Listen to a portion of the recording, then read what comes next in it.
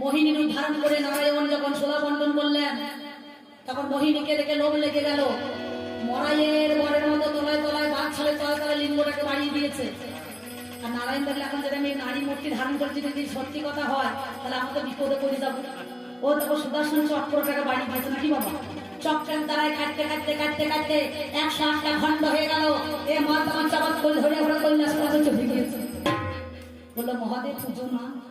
বলে আর পুজো নিতে পারছি না রে, তোরা যা টাকা কেটেছিস কেটে মাল ছোট্ট করে দিয়েছিস। এটা আমার কথা নয়, এটা পুরাণের কথা, ওনাকে জিজ্ঞাসা করবেন। সঙ্গে সঙ্গে ওই কাটা লিঙ্গনা টিকটিকি লাচ লাগানো তো তরম তরম তরম তরম লাপাইছে।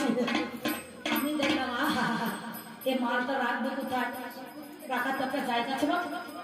শিবের কোনো জায়গায় মূর্তি পূজা হয় না দেখবেন, প্রত্যেকটা জায়গায় বিল্লেশ্বর, জম্পেশ্বর, তারকেশ্বর, তারপরে বর্গেশ্বর।